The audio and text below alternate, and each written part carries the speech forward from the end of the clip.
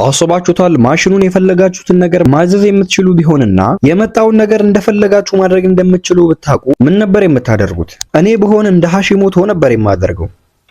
ታሪካችን ሲጀምር ሃሺሞቶ የተባለ ሰውን እያስመለከተን ሲሆን የሚኖረውም ጊንዛ በተባለ አካባቢ በቶኪዮ ከተማ መሆኑን እንረዳለን። በተጨማሪም ከስራውም እንደተባረረ እንረዳለን። ከስራውም ከተባረረ በኋላ ገንዘብ ለማግኘት ያልሞከረው ነገር አልነበረም። በአንድ ቀንም የቆሸሹ ልብሶችን ሰብስቦ ወደ ላውንደሪ ለማሳጠብ ይሄዳል። በቦታውም ላይ ሲደርስ ሰው አልነበረምና በነፃነት ልብሱን የፈጠነ ማጠቢያ ውስጥ በማስቀመጥ እስኪወጣለት በአካባቢው ላይ በሚገኝ ወንበር ላይ ይቀመጣል። በመሃልም ገንዘብ ቢኖረው መጠጥ እየጠጣ እንደሚጠብቅ በሐሳቡ ስለ መጠባበቁን እንደቀጠለ ሳያስበው ከማጠቢያ ውስጥ ያልታሰበ ድምጽ ሲወጣ ይሰማል። እሱም ሄዶ በሚያጣራ ወቅት አንድ ቢራ ይመለከትና አንዱ ደንባራ ጥሎት ይሆናል ብሎ በሚያስብ ሰዓት በድንገት የጽዳት ሰራተኛው ይመጣና ማሽኑ አካባቢ ያለ ሰው የፈለገውን ነገር ሲመኝ ማሽኑ እንደሚሰጠው ነግሮት ይሄዳል። ይሁን እንጂ ሃሺሞቶ ሊያምነው አልቻለም ነበርና ችላ ይለዋል። በፊት ሲቀመጥበት ወደ ነበረበትም ወንበር በመመለስ ያገኘውን ቢራ መጎንጨት ይጀምራል።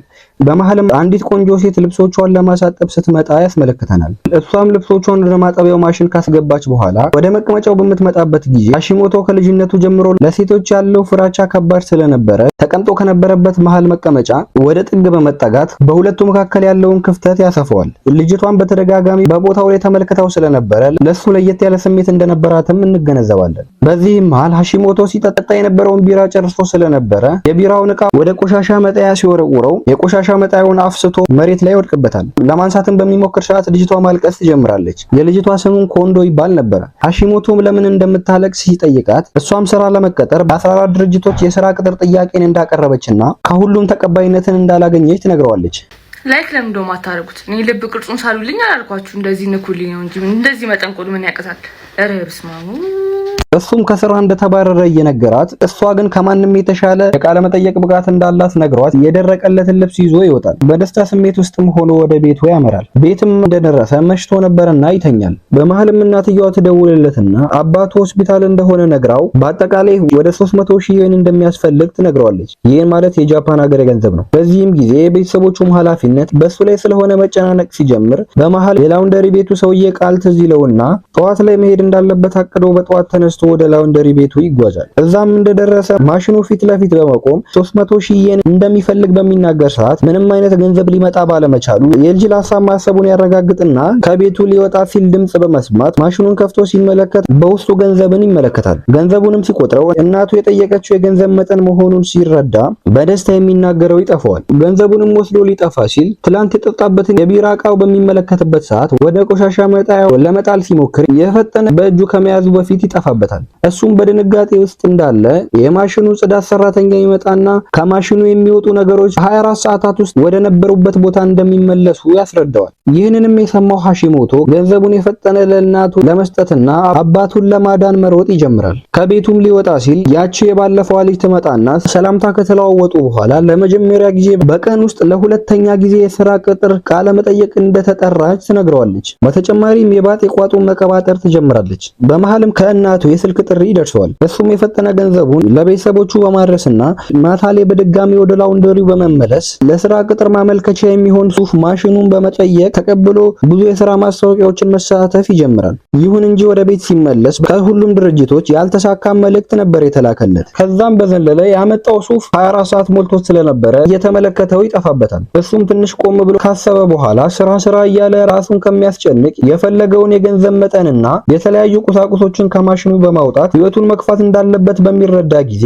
በነጋታ ወደ ማሽኑ በማምራት ማሽኑን አንዲት በጣም ውብ ሞዴል ቆንጆና በራስ መተማመን ያላትን ሴት እንዲሰጠው ይጠይቀዋል። ማሽኑም ከጥቂት ሰከንዶች በኋላ ምንም የሰለች ሴትን አውጥቶለት እንመለከታለን። ሃሺሞቶም የፈጠነ ሞዴሏን በማቀፍ ከሱ ጋር አብራ ወደ ቤት እንድትሄድ ይጠይቃታል። ልጅቷን በጥፊ ትመታውና በመጀመሪያ ቀን እንዴት እንዲህ ሊላት እንደቻለ ገርማዋት ታፌዝበታለች። ጥላውም ከላውንደሪ ቤቱ ትወጣለች። ሃሺሞቶም ከመጀመሪያ ስህተቱ በመማር በድጋሚ ሌላ ቆንጆና እሱን የምትወደው ሴት ያዘዋል። ማሽኑም እንደታዘዘው የፈጠነ ያወጣለታል። የወጣችውም ልጅ በጣም ቆንጆ ነበረችና ሃሺሞቶም አብራው እንድትሄድ ሲጠይቃት በመስማማት አብረው ወደ ገበያ በመውጣት የተለያዩና የምትፈልገውን ውድ ነገሮች ከማሽኑ ባገኘው ገንዘብ ይገዛላታል። አመሻሽ ላይም አብረው ወደ ቤት በመጓዝ ጥሩ ጊዜን ማሳለፍ ይጀምራሉ። በተጨማሪም ሌሊቱን ሙሉ አብረው እያወሩ ለማሳለፍ ይወስናሉ። ይሁን እንጂ ሃሺሞቶ አሁንም የሴት ልጅ ፍራቻው አልለቀቀውም ነበርና ብዙም አይቀርባትም ነበር። እሷም በጨዋታ መሃል የእጁን መዳፍ በምትመለከትበት ጊዜ ለመኖር የቀረው አጭር ጊዜ እንደሆነ ትነግረውና ታደነባብረዋለች። ነገር ግን ከቆይታ በኋላ ሁሉንም ነገር ረስተውት መዝናናት ይጀምራሉ። ወደ ጠዋት ላይም ያለውን ድፍረት አሰባስቦ ሊስማት ሲሞክር 24 ሰዓት ሞልቷት ነበርና ከአፉ ላይ ትጠፋበታለች። ነገር ግን ቢደብረውም ሃሺሞቶ ምንም አላስጨነቀውም ነበር። ምክንያቱም በፈለገበት ጊዜ የፈለጋትን ሴት ማግኘት እንደሚችል ስለሚያውቅ ነበር። አሁንም የማያርፈው ሃሺሞቶ ወደ ማሽኑ በማምራት ሌላ የምትገርም ሴት ያዝና በሷ መመሰጥ ይጀምራል።